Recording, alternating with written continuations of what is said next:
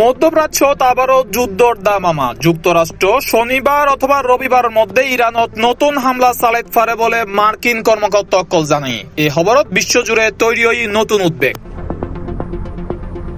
যুক্তরাষ্ট্র দুই কর্মকর্তার বরাতে জানা গিয়ে ইরানের বিরুদ্ধে হামলার পরিকল্পনা প্রস্তুত রাখা হয়, তবে হামলার লক্ষ্যবস্তু বা পরিধি সম্পর্কে এখনো বিস্তারিত প্রকাশ করানো হয়।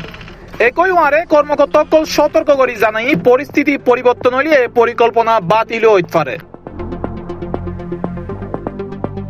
এর আগে প্রেসিডেন্ট ডোনাল্ড ট্রাম্প ইরানের বিরুদ্ধে কঠোর অবস্থানের ইঙ্গিত দিয়ে জানাই আর তারার খুব শক্তিশালী আঘাত হাইন্তম যায়। তার এ বক্তব্যের পর মধ্যপ্রাচ্য জুড়ে উত্তেজনা আরো বৃদ্ধি পায়।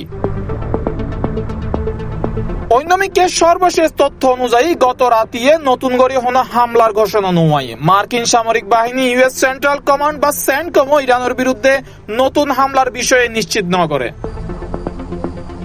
কিন্তু হরমুজ প্রণালীর হাসে একখান তেলবাহী ট্যাঙ্কার ক্ষেপণাস্ত্র হামলার শিকার হই বলে জানাই ইউকে মেরিটাইম ট্রেড অপারেশনস। তবে এই হামলার পেছনে হারা জড়িত তা এখনো স্পষ্ট নয়।